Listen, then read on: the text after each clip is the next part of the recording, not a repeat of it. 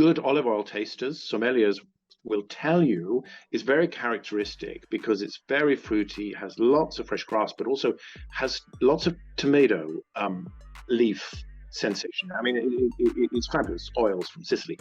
But anyway, when he was wanting to take it, he tried to dip some bread in, and he said, no. These Italians said, no, you must try it, you know.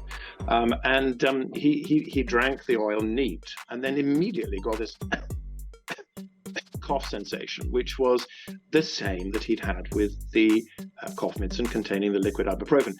And the Italians laughed with him. That they said, you know, a good oil is a 1-cough oil.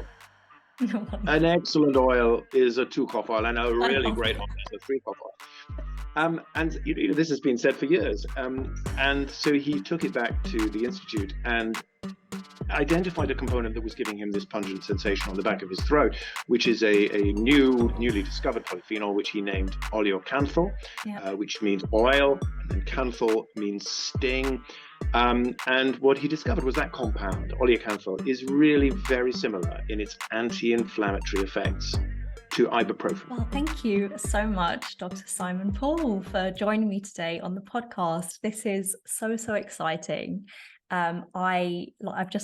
We've literally just been having a lovely quick conversation before this call, and I was telling you how excited I was to record this episode. And I have to be honest, I never thought that I would concentrate so much on a topic like olive oil.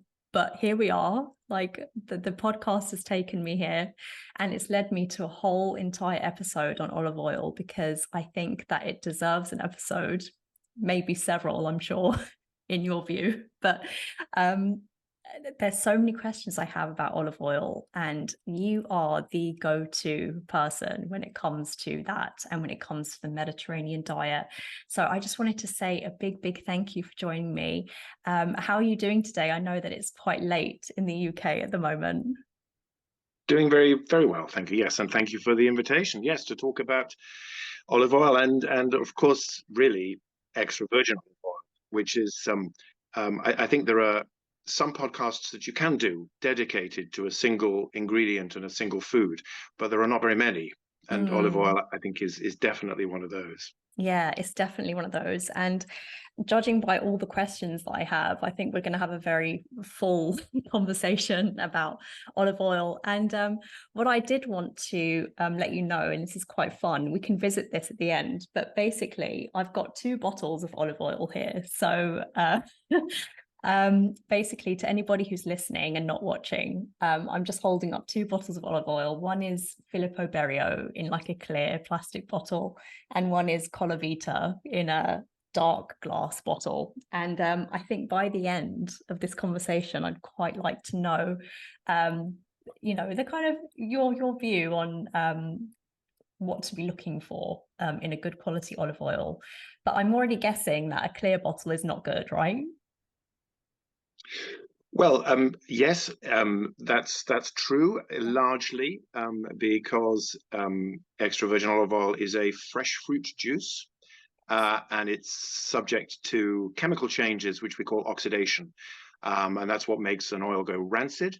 And those chemical reactions occur much more rapidly with heat and with light and with exposure to oxygen. So already in a clear bottle, you're allowing the UV light to essentially slowly degrade the good quality extra virgin olive oil and make it less fresh, and actually use up any antioxidants that are actually in the oil by that oxidation process. So yes, a dark bottle in general is very good. Unless there are some very special early harvest oils which are produced in clear bottles because the producer knows that the discerning consumers who are getting that oil will consume it in a matter of days. So it's okay to have a clear bottle. Yes. If it's a really good quality one and you drink it really quickly and it's very fresh, then for sure. I love how we've already covered a really big tip, because I'm sure there are so many people who are listening who buy olive oil who wouldn't even think that a clear bottle is, something to, maybe I should switch to a dark bottle. Like a lot of people probably don't even think that. So I love how we're starting off on a strong foot here. But the way I like to think of olive oil, and I wonder if you agree, it's almost like it's like any fruit juice, like orange juice, for example. If you have freshly squeezed orange juice, we all know that it starts to get less fresh fairly quickly. So obviously the quicker you drink it, the better. I mean, a lot of fresh fruit juice producers like to say, look, have it within 24 hours, like no more than that. But olive oil is kind of similar to that, right? Yes, it's similar in some ways, but it's also different. So, Mm. unlike orange juice, it's actually not predominantly sugars and carbohydrate, but it's predominantly fat, Mm. the healthy monounsaturated fat.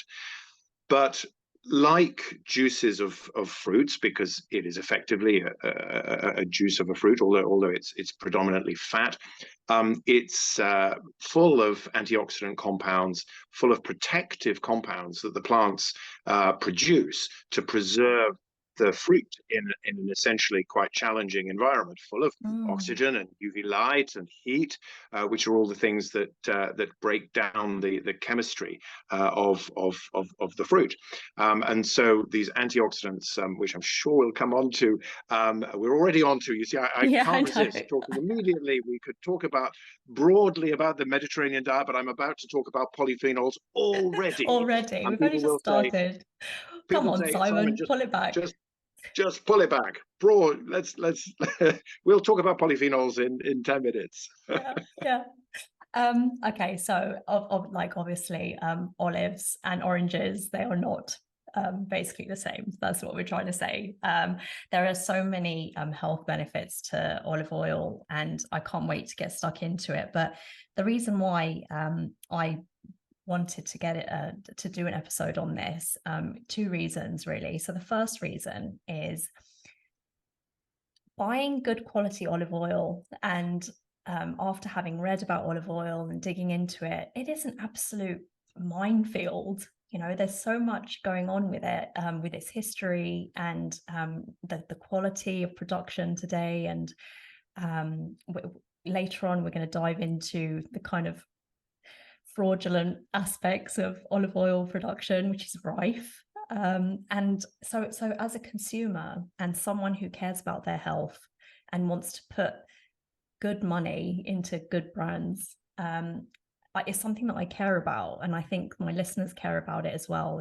Something that that is extremely healthy, that if you have it every day like they do in the Mediterranean, it has huge health benefits. But wanting to choose the right brand and wanting to choose the right bottle, that's really important. So that's the first reason. But the second reason is I had quite a fabulous conversation with Dr. Natasha Campbell McBride. I basically did a podcast with her, and she said this really great quote. She said that flour, sugar, and vegetable oil are the three legs in which every disease stands. So I'm just going to kind of talk you through it. That was the quote.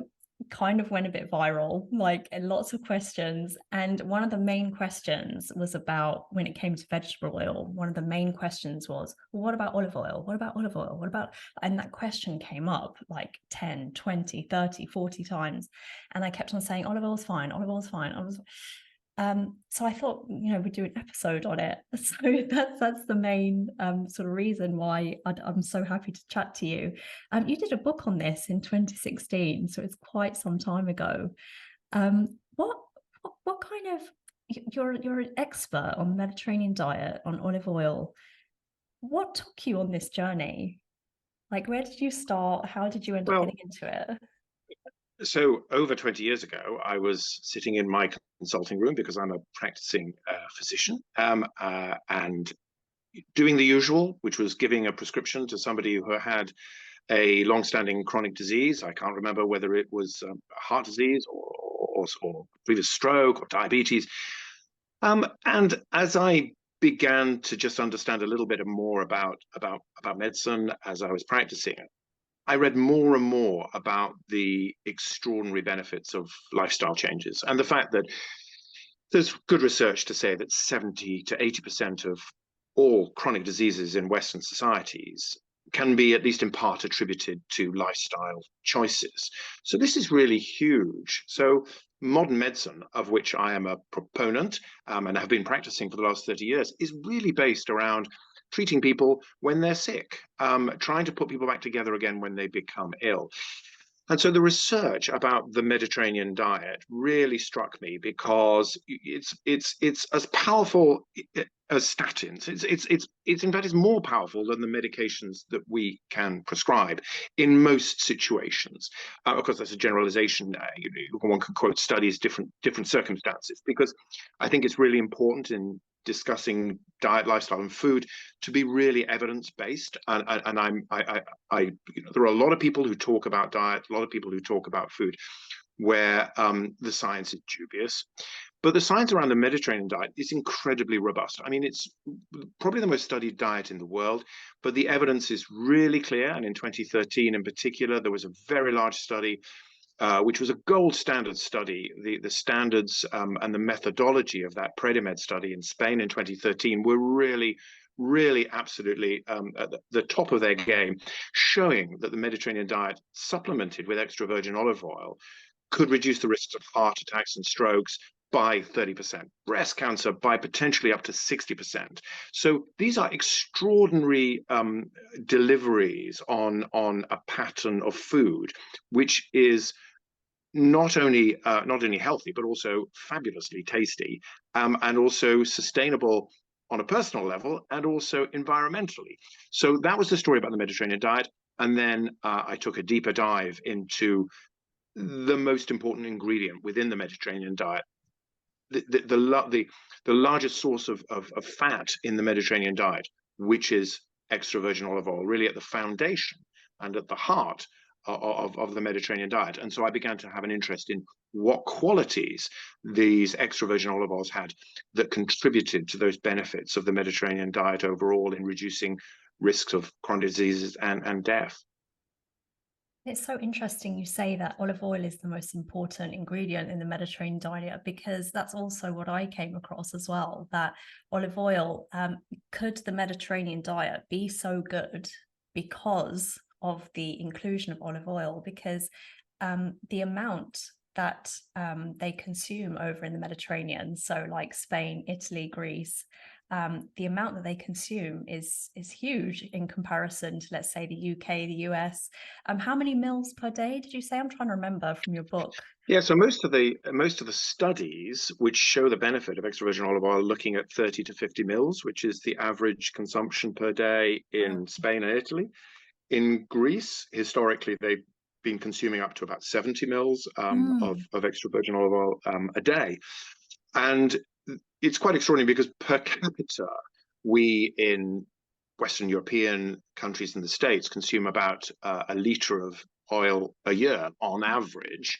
And in the Mediterranean, they're up to 20 litres individually each year. So really, there are really significant differences in the consumption of extra virgin olive oil. And if you look around all the regional variations of the Mediterranean diet, of which there are many, from North Africa, where there's a great preponderance of spices, where alcohol is limited, and so the red wine contribution to health is not there in North Africa.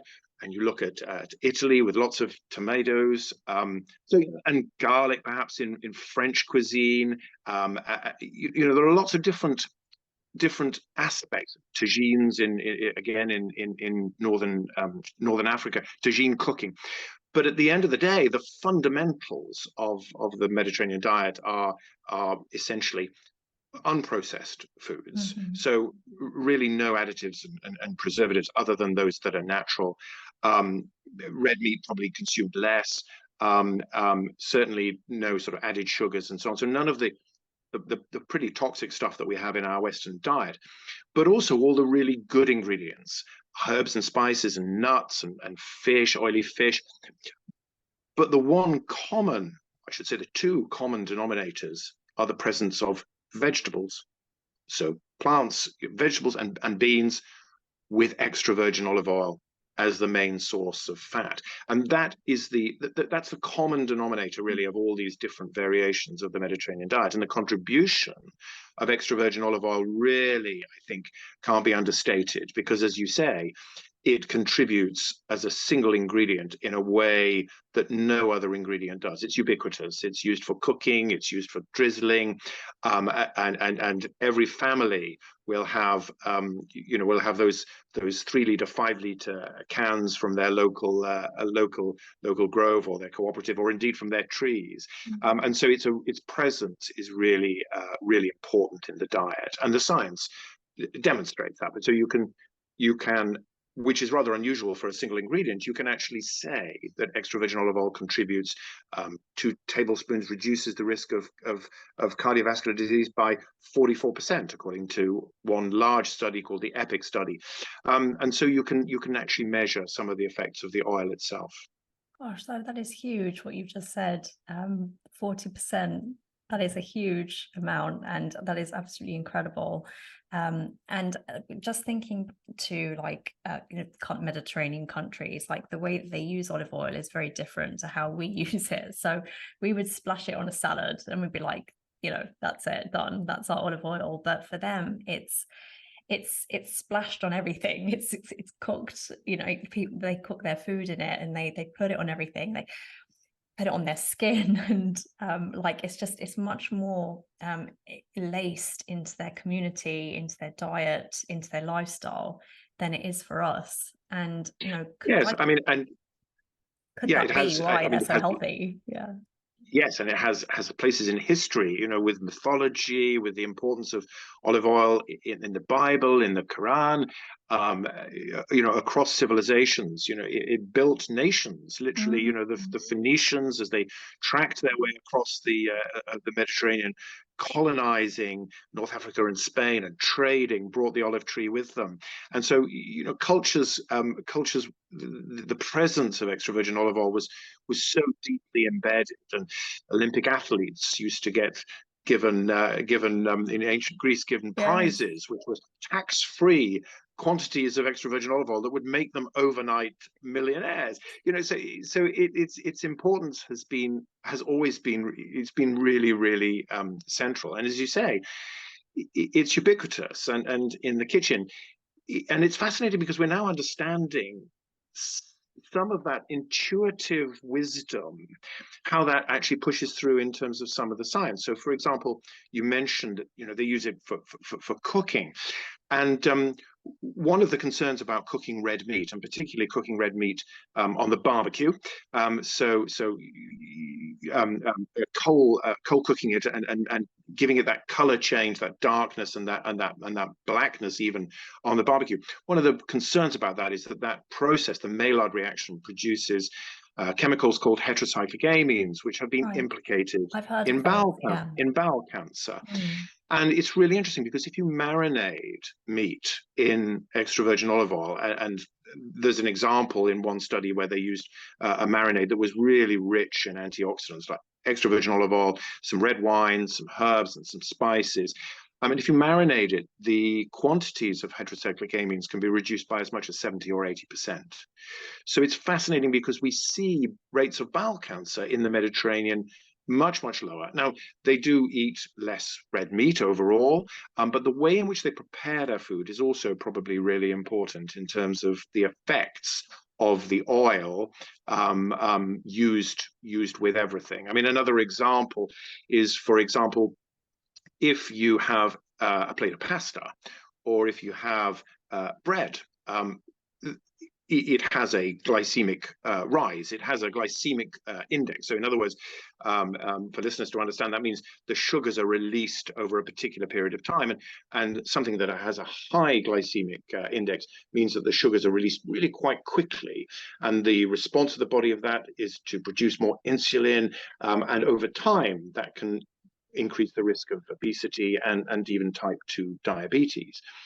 Well, the interesting thing is the one way to really significantly decrease the glycemic rise after a meal is to bed olive oil into the pasta and into to the bread. And of course, when we go to the Middle East and we have a Middle Eastern flatbread, it's always dipped in extra virgin olive oil. And pasta, again, we think, we're being told by many now that pasta is, we should all be low carb, and pasta is the devil's food because it's a carbohydrate, and we all should be avoiding carbohydrates. But actually, it's the way you prepare them, the way you eat them, the quantity, but also this combination, for example, with extra virgin olive oil, that decreases that glycemic rise. So the ways in which they use extra virgin olive oil for cooking and for drizzling have health implications, and have been done for millennia in the Mediterranean tradition. I have to second that, because my children, they absolutely love pasta. So I find myself giving them more pasta than I'd probably like, because I'd like them to have more variation, more vegetables. But a lot of the time, I think a lot of parents can agree, having just filling them up is the most important thing, and then hoping that they have vegetables on the side. That's the most important thing, some protein, some meat. But what I do find is if I absolutely drench it in olive oil, I feel okay. I feel like, look, they're having a decent meal here, because they've got, good quality olive oil, I hope, like we'll discuss that at the end. Good quality olive oil, good quality fats, and they're getting filled up. And I just think, as long as it's, like you said, as long as it's combined with something, it's the combination of food rather than the macronutrient, which I know you've spoken of before. You're just like, it's not about macros, it's about the combination, it's about food, it's about lifestyle. And I completely see where you're coming from with that. I really want to get into history, and I really want to get into cooking. But first of all, why is olive oil so good for us? I mean, you said that it reduces, disease rates by 40%. I think you said heart disease. What is it in the olive oil? What is it in the olives that is doing that? So when, after the 7-country study in the 1960s, and Professor Ansel Keys came back to the States with a story that people in the Mediterranean were having long and healthy lives in comparison to those in Western Europe and the States, there was a real focus on the fact that it was felt that there was less saturated fat consumed in the Mediterranean. And that because of the link between saturated fat and cholesterol that was considered to be really so strong at that time, there was a sense that we should not be eating saturated fats, and we should be eating unsaturated fats. Now, that's a complicated debate, because unsaturated fats are a mixed bag, because we're actually probably consuming too many vegetable oils, and potentially seed oils, which contain the wrong type and combinations, probably, of polyunsaturated fats. But what it came down to was the sense that the unsaturated fat, the monounsaturated fat in olive oil, in extra virgin olive oil, was a healthy aspect, was one of the health benefits of the oils. And that is true. I mean, there's certainly evidence that monounsaturated fats replacing saturated fats with monounsaturated fats is healthy, although dairy, there's very little evidence that saturated fats in fermented dairy are a problem. So again, it's complicated. That's why we probably shouldn't be talking about, about macronutrients.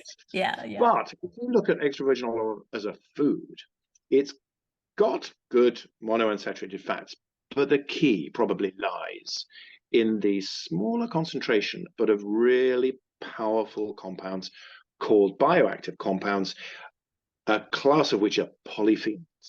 And so polyphenols, which I couldn't resist launching into at the beginning of the podcast, are anti-inflammatory and antioxidant components in the extra virgin olive oil, which is a refined product.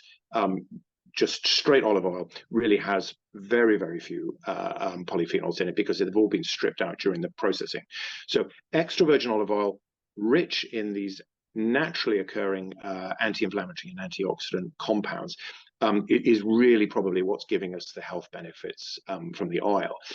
And humankind has managed to, by pressing the fruit of the olive tree, has managed to concentrate these polyphenols, these antioxidants and anti-inflammatory compounds, in a really, really concentrated way in an oil, which confers, we believe, the vast majority of the benefits of extra virgin olive oil, which are probably not in terms of changing cholesterol levels or anything like that, but actually as anti-inflammatory components within the diet. And we're beginning to understand that that's really the key to extra virgin olive oil. And this brings me to, this is the perfect time to bring in the story that you told about Gary. How do you pronounce his second name? Beauchamp. Beauchamp. Beauchamp. Yeah. So I hear he's an expert taster. Like he's great with tasting. I'm not sure what to call him. He's actually a professor of sensory science. That's right. That's right. In Philadelphia, which there are these fabulous people who are experts in the relationship between our sensations and our experiences, and taste and chemistry. And yes, the story is about how Gary, who I've had the privilege to meet at a couple of conferences, how this soft-spoken American scientist discovered one of the 36 or so polyphenol anti-inflammatory components in extra virgin olive oil. And the story is that he was presented with a cough medicine in the States that was rather unhelpfully causing people to cough, so that people were consuming a liquid cough medicine, which one of the ingredients was apparently causing people to have this cough sensation. So the pharmaceutical company asked him to research what that element was, and he discovered that it was the liquid ibuprofen in the cough medicine that was having this irritating effect on the back of the throat, a sort of pungent experience. So they took the liquid ibuprofen out of it, and all the other ingredients remained. And the story was that the cough medicine was then rather more successful. And soon after that, Gary tells us that he was invited out to a conference, a sensory science conference in Sicily. And of course, the Italians, being the Italians, said, well, the first thing we should do is have some lunch. And so they went out and introduced him to their pride and joy, which was the local extra virgin olive oil, which good olive oil tasters, sommeliers, will tell you is very characteristic because it's very fruity, has lots of fresh grass, but also has lots of tomato leaf sensation. I mean, it's fabulous oils from Sicily. But anyway, when he was wanting to take it, he tried to dip some bread in, and they said, no. These Italians said, no, you must try it, he drank the oil neat, and then immediately got this cough sensation, which was the same that he'd had with the cough medicine containing the liquid ibuprofen. And the Italians laughed with him. That they said, a good oil is a 1-cough oil. An excellent oil is a 2-cough oil, and a really great oil is a 3-cough oil. And this has been said for years. And so he took it back to the Institute and identified a component that was giving him this pungent sensation on the back of his throat, which is a newly discovered polyphenol, which he named oleocanthal, which means oil, and then canthal means sting. And what he discovered was that compound, oleocanthal, is really very similar in its anti-inflammatory effects to ibuprofen. Right. And so that's really fascinating because I can't remember the exact dosage, but if you have 30 mils of extra virgin olive oil a day, you're getting like 50 milligrams of ibuprofen. I think it's something like that, which is a small dose of an anti-inflammatory each day. And when you think about what I prescribe as a practicing physician for somebody who's had a heart attack, they're always advised to take a little mini aspirin as a low-grade anti-inflammatory, because we know that cardiac disease is not just about blocking your arteries, but actually about inflammation within the plaques in your arteries. So it makes complete sense that people in the Mediterranean, as part of the Mediterranean diet, are getting these doses of anti-inflammatory components. And it's not just from extra virgin olive oil, because there are polyphenols in many plant in vegetables and in fruits. And wine contains polyphenols, procyanidin and resveratrol, which again probably have some antioxidant and anti-inflammatory effects.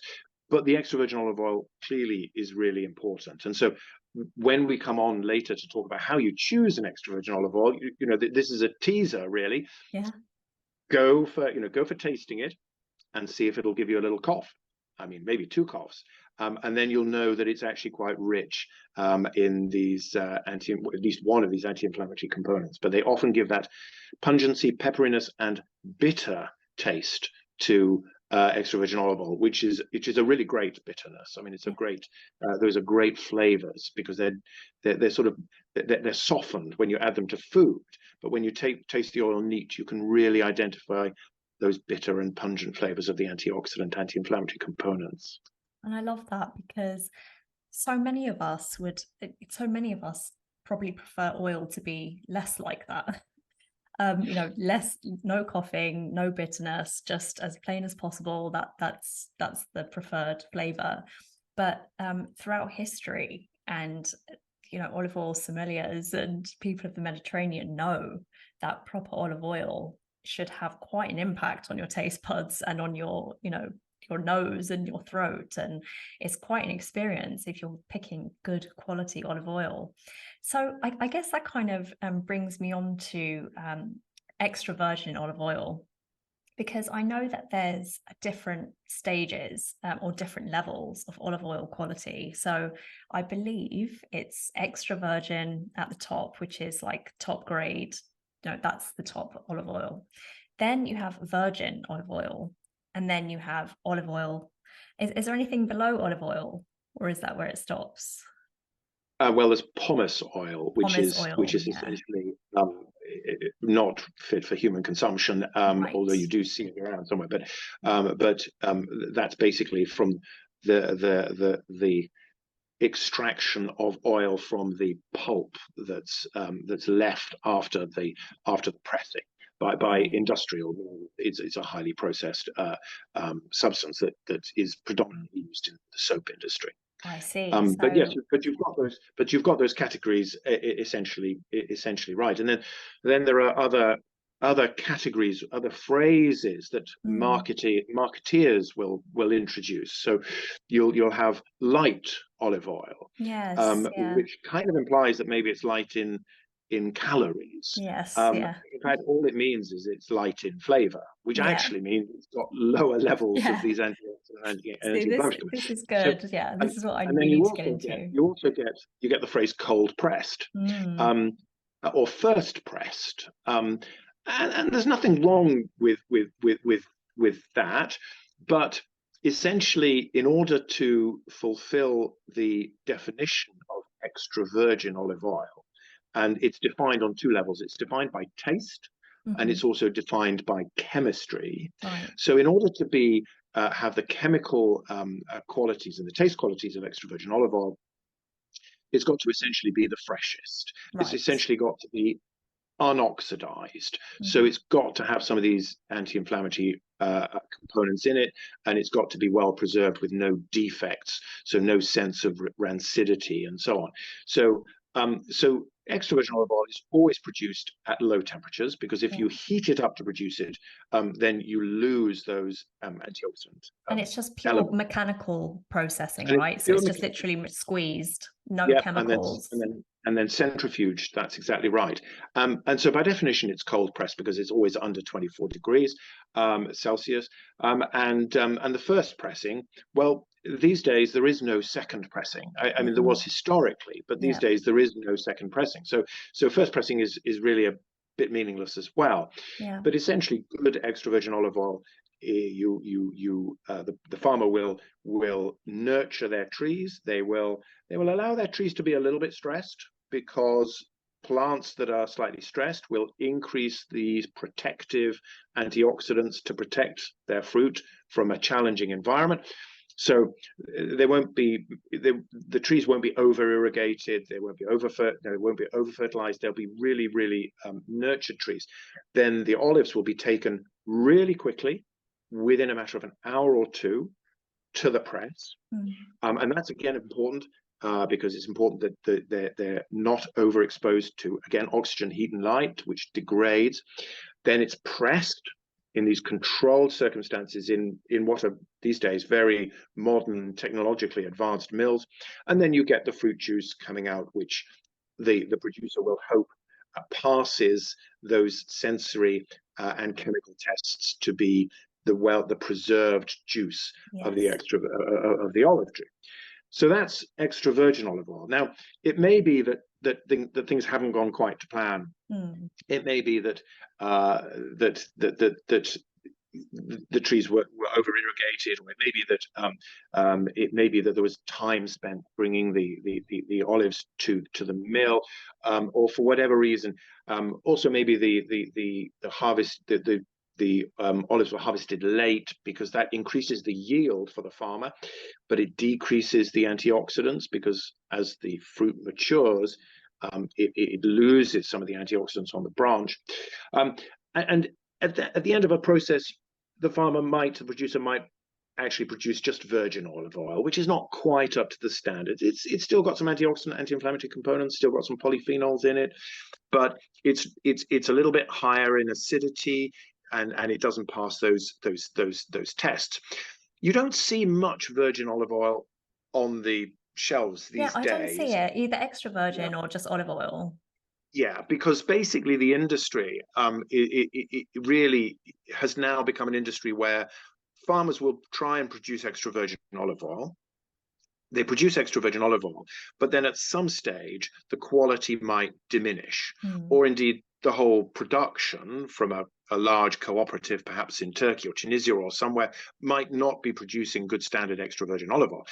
And in those situations, they will potentially take bad oil and give it to the refinery, and then it's heated, it's processed, and all of the antioxidants are stripped out of it, so it becomes a tasteless and colorless liquid.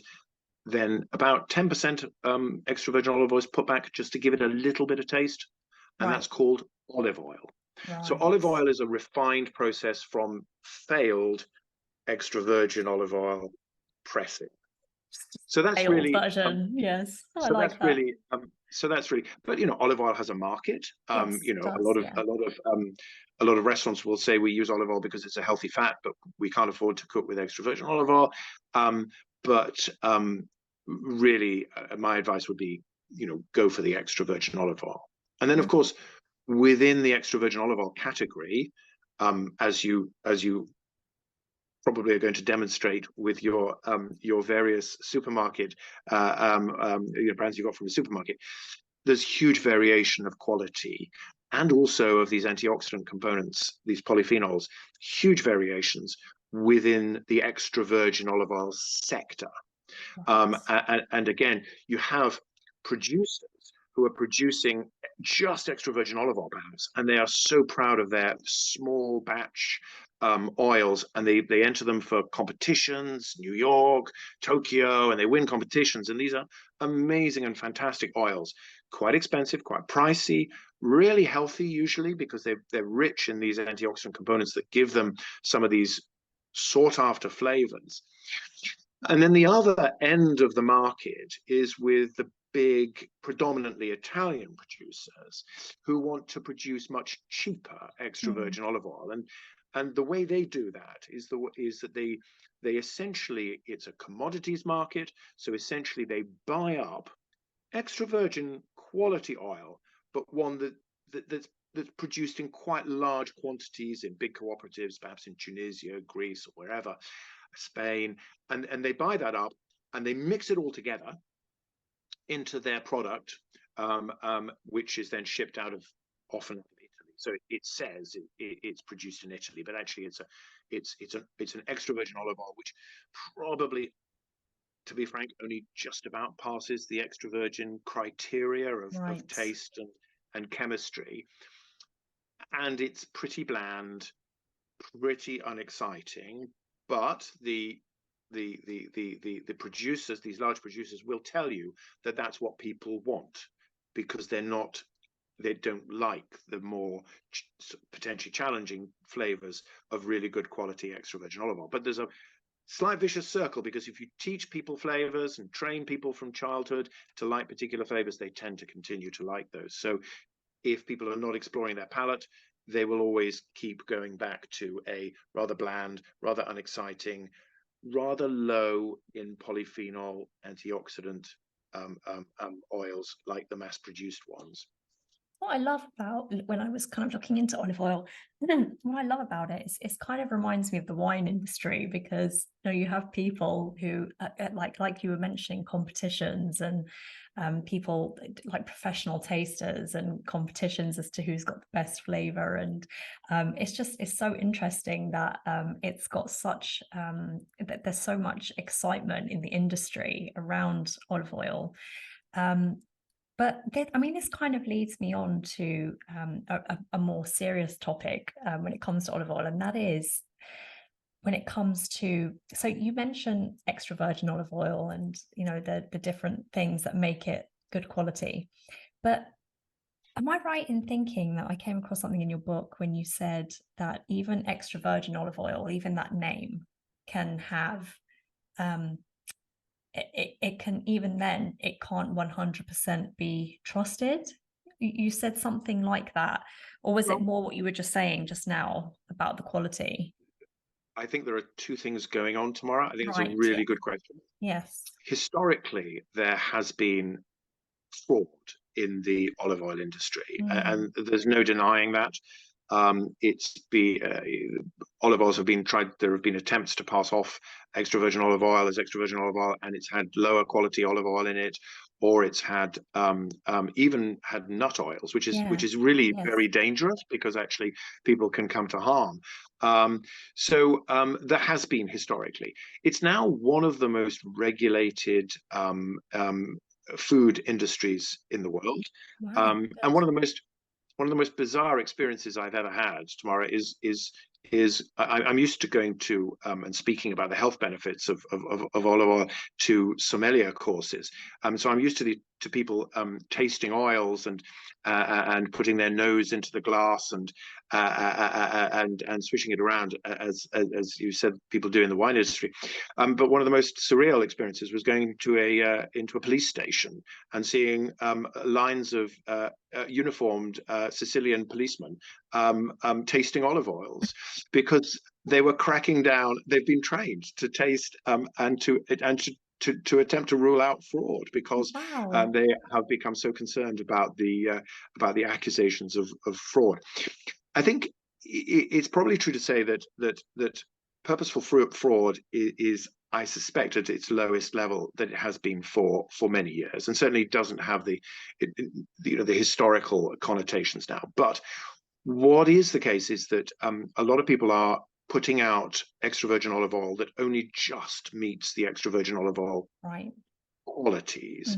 And then if you leave that on a shelf in a supermarket for a number of months, or if you store it poorly, or if you don't bottle it correctly, it may go out of your production as being extra virgin olive oil by the time it's been on the supermarket shelves, and it's by the time it is in the consumer's home, and by the time the consumer has had it on their shelf.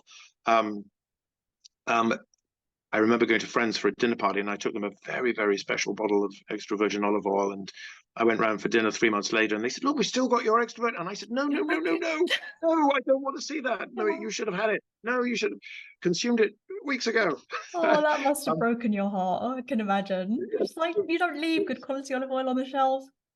That's right. So because of that, I think there have been some tests which have shown that quite a lot of extra virgin olive oils have been below standards.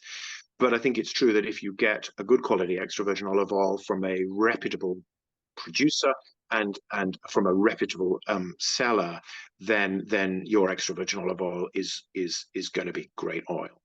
It's just going back to the fraud part that you were talking about, because I know that we wouldn't even have enough time to talk about that part of the olive oil industry and its history and how far it goes back and how much the fraud, how much it kind of permeated the industry. But there was one story that I heard, and it's just come to mind, so please forgive me, I can't remember the details, but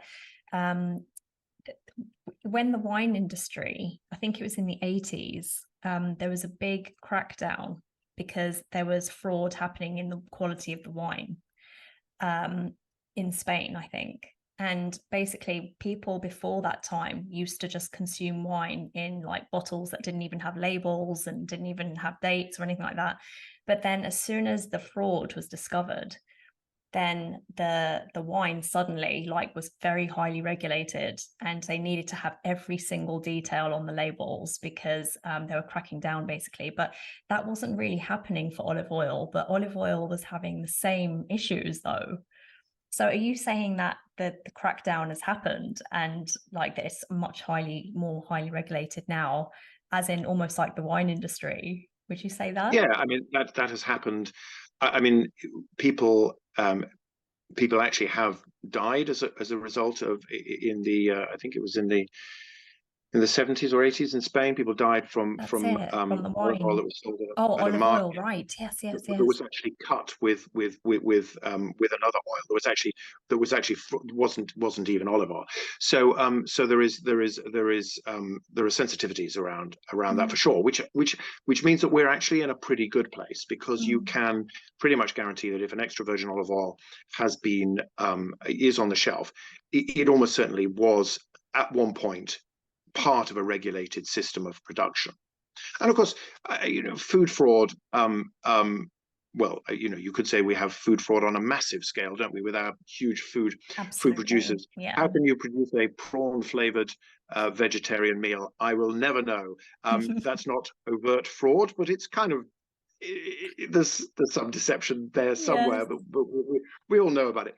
Yeah. But it's quite interesting because food fraud has gone on for millennia. In fact, the Romans used to insist that their olive oil was stamped and was authenticated. So there is a hill in Rome today called Monte Testaccio, which Mm, is actually a rubbish tip, which is a rubbish pile, and you can actually walk up it, but it's full of old amphorae. And when they looked at these old amphorae of olive oil and wine containers, the vast majority of them were stamped with the origin, and so the producer in North Africa, modern day Tunisia, who was supplying to the Roman Empire, would be checking on him and making sure that it was there was some kind of authenticity, some kind of chain, some kind of regulation. So the Romans knew well that there was a possibility of fraud in both mm. wine and olive oil, Gosh. and so that's there's nothing new under the sun, is there? So, but I think today there are some good quality standards which are widely enforced. But as I say, you've got to be careful about the way in which your extra virgin olive oil has been stored and Yeah. after production. So when it comes to choosing the right olive oil, now when I've kind of tried to look into it myself, it seems like there's so many different pieces of advice, and even then you can't quite trust the label, and you can't, like, even when you mentioned first cold pressed, for example. So I'm holding one of my bottles by Colavita, and it's extra virgin olive oil, which is good, check. And then it says first cold pressed. So we've already said that that doesn't really mean anything. I mean, it doesn't mean there's anything wrong, but it just means that it doesn't really mean anything. It's a Exactly. good sales technique, I guess. So Yep. with big brands like Colavita, and then I have here Filippo Berio, do you prefer to choose big brands, or do you prefer to go to smaller producers? Like, what, from someone in your position, what do you prefer to do? So I would definitely go for a small or regional product. I Right. mean, I think the large the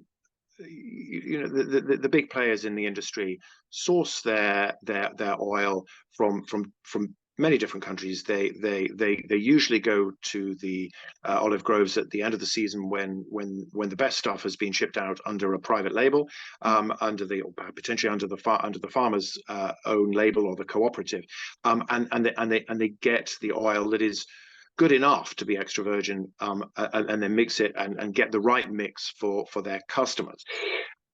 In terms of that frankly rather bland and unexciting taste, which is unlikely to have be rich in these really important components, the polyphenols.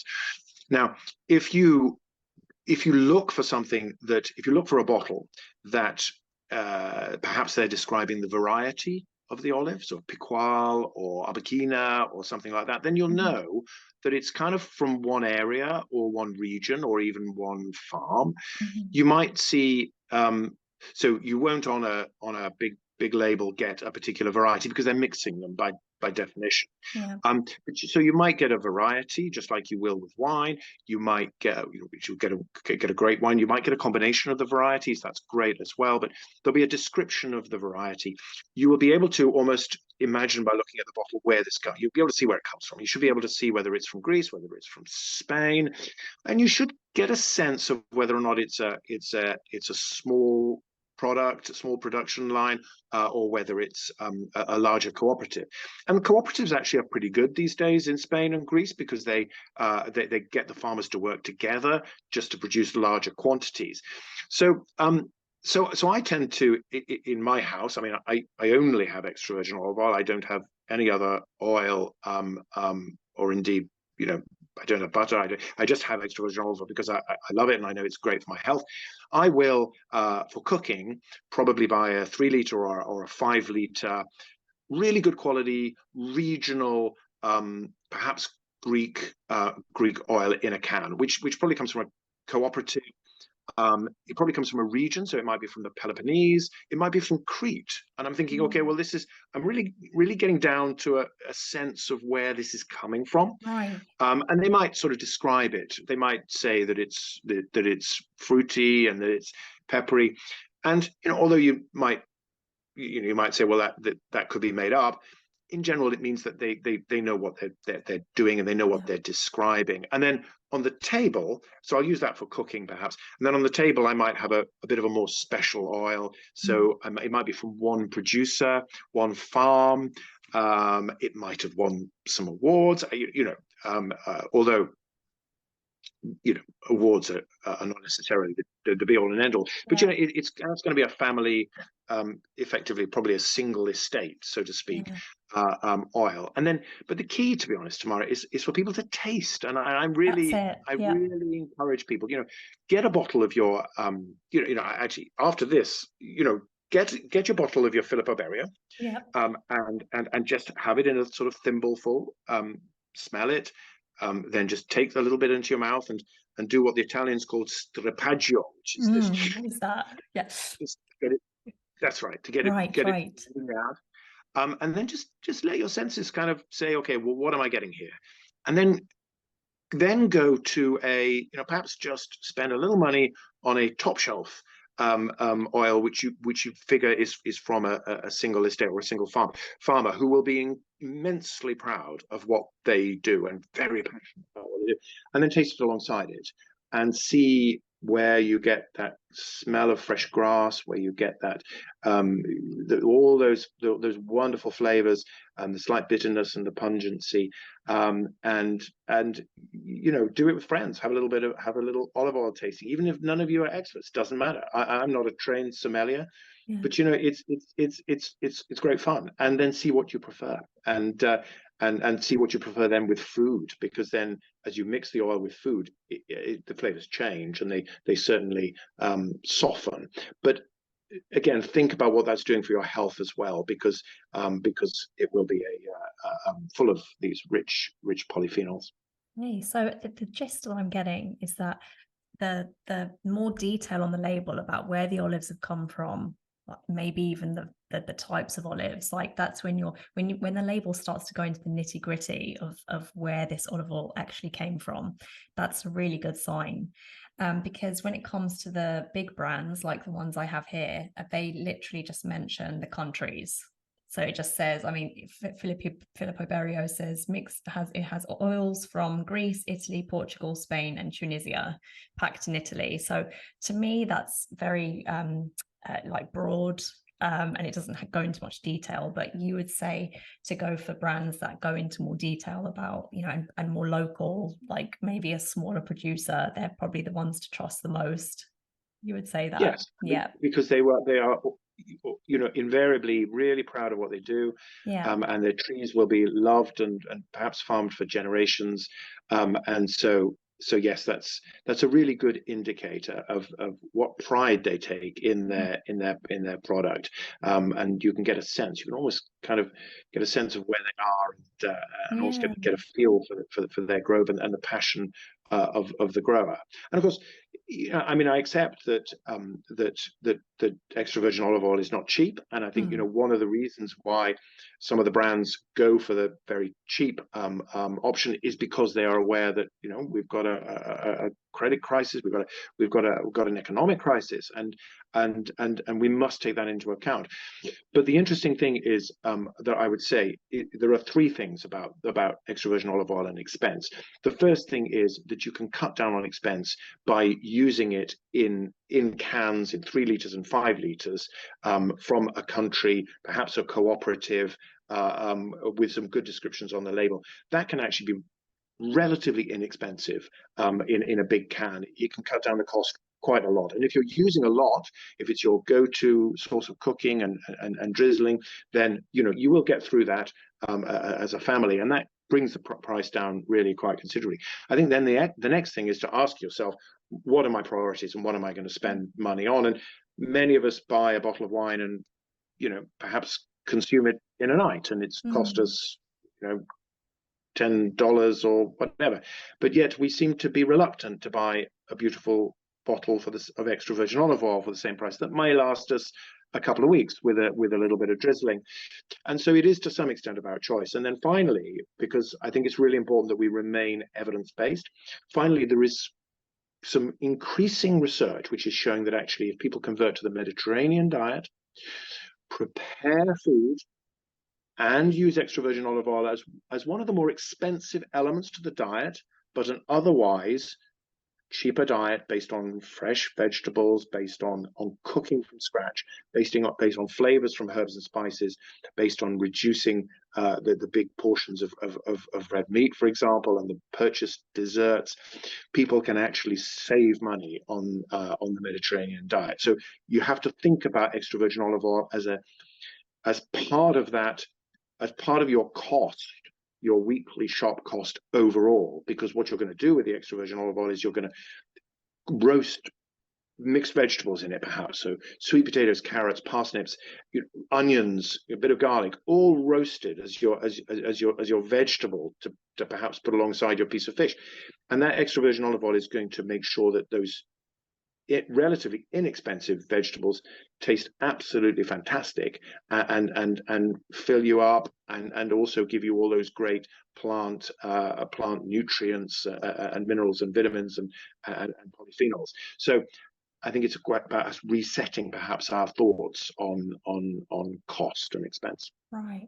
So just a couple more questions, because I know that over in the UK it's like 8 p.m. now. So you're probably wrapping up for the evening. But just a couple more questions. So if someone can't get hold of like a local producer or a small kind of producer, and they're in the supermarket and they're like, okay, so I don't want to put my money into something that's not any good.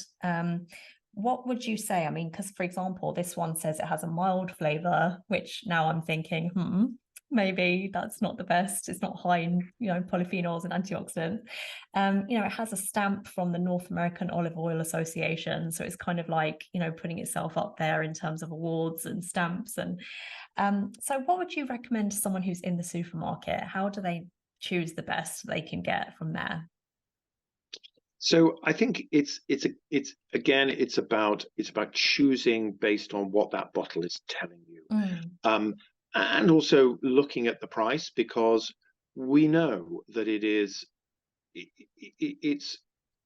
not possible to produce a really great extra virgin olive oil for below a certain amount of money. I mean, just like when we think about the cost of a chicken, the price that we pay, the price the chicken pays for being that cheap, and the quality that we get for a mass-produced chicken. The very fact that you can have a chicken on the shelf that costs $5, $5 or £5 for a whole chicken is just, it's just inconceivable how that can happen. So extra virgin olive oil will cost something. You can't get it absolutely for bottom line prices, and prices are going up because of lots of reasons about supply, climate change potentially contributing, increase in vegetable oil costs because of the tragic war in Ukraine.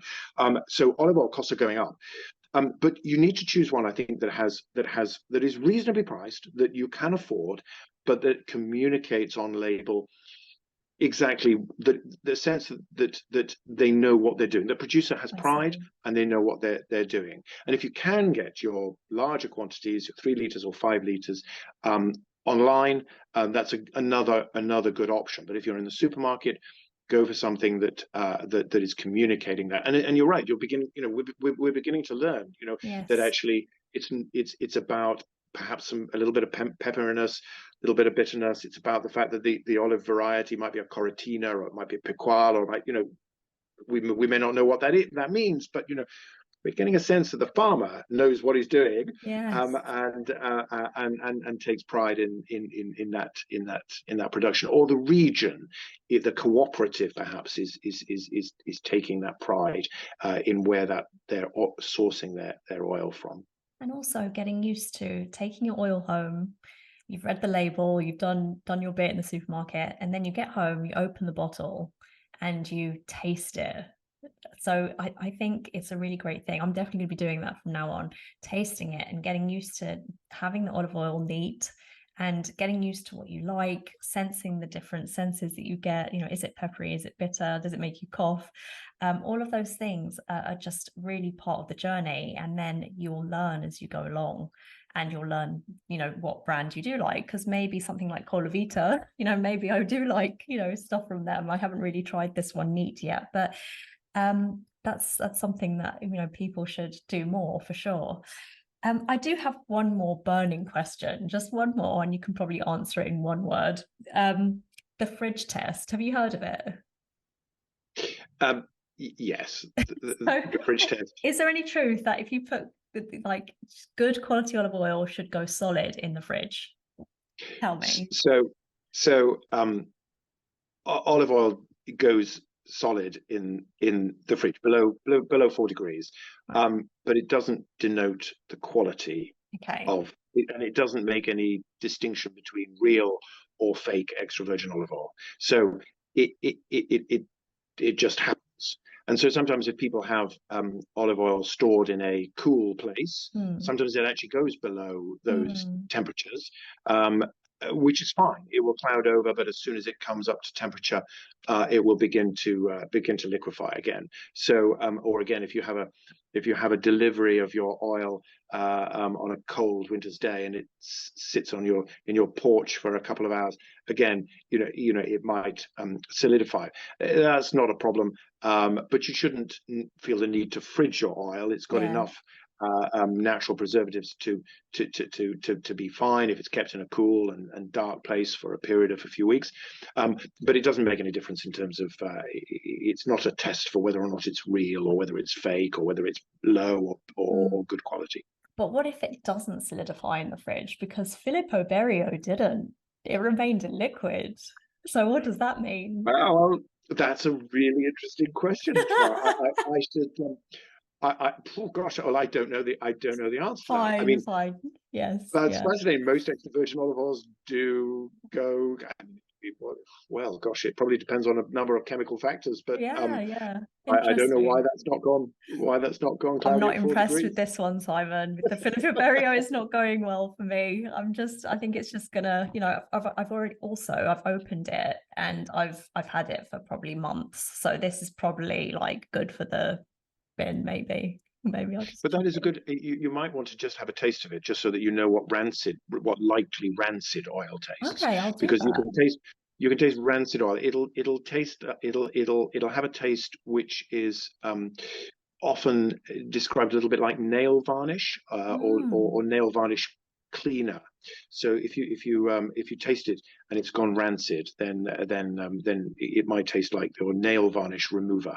And the other option is, of course, it might still taste okay. It might still taste like a very, very mild and bland extra virgin olive oil. But then if you taste it alongside a really great quality middle range, you'll certainly see the difference. You'll see, not see, but you'll know the difference. You'll smell the difference in maybe you'll get some fresh cut grass aromas, and then you'll certainly taste the difference as well. So, and it's great fun, and partly it's great fun because you know that you're not just doing it for to make a distinction between one red wine and another red wine, to be a sort of wine snob. You're actually doing it because you're wanting to know that this is really going to be healthy. This is really great quality. This is really rich in those anti-inflammatory and antioxidant elements. So it's going to be great for your health, and that's a fantastic signal that nature has given us, the ability to recognize something through these pungent, bitter flavors that's going to do us good. And that extends to other things like herbs and spices, which give us these flavors and which also are very, very rich in antioxidants. But sadly, over decades, our taste has lost this interest. I think we've just gone down the fat and sugar rabbit hole, and I think we're losing, sadly, some of our real interest in taste, which I think we need to regain and kind of get back on that territory and tell the producers of mass-produced, processed, high sugar, high salt food to get off our lawn. Get their tanks off our lawn, as we say in the UK, and get back to tasting really natural, really beautifully produced foods. Oh, lovely. Or do you know what? That was the perfect end to this conversation. I couldn't have ended it better myself. I just want to say a huge thank you. It's just, is there anything that the audience needs to know? Like, how can they follow up on what you're doing? Is there anything that you're doing in the future? What's next? Well, so I've got a couple of books out on the Mediterranean diet, the olive oil diet, and a book called The Real Mediterranean Diet as well, which was released a couple of years ago. And with chef Amy Riolo, I have now done the new series of Diabetes for Dummies. So the 6th edition of Diabetes for Dummies, and Diabetes Nutrition and Meal Planning for Dummies, and the Diabetes Cookbook, which is coming out next year. Wow. The Dummies series are our books. But the interesting thing about that is that essentially a great diet for somebody who has diabetes or pre-diabetes is a great diet for everybody, because we all need to be cognizant of the sugars and so on. So that's my I'm currently doing a lot of work around diabetes, but my mainstay is still really just talking and trying to communicate the benefits of the Mediterranean diet, which really brings us back to the very beginning of the conversation, because my passion really stems from encouraging my patients to adopt the Mediterranean diet rich in extra virgin olive oil and really seeing tangible differences to their health, to their blood pressures, to their cholesterols, and just to their sense of well-being and enjoyment of a more healthy lifestyle. Brilliant. Well, thank you so much for the knowledge you've imparted. I've learned so much. I know everyone has learned so much as well. I think we're all going to be tasting olive oil after this. So, and that's down to you. So I hope we get to do this again soon. Great. That would be lovely tomorrow. Thank you.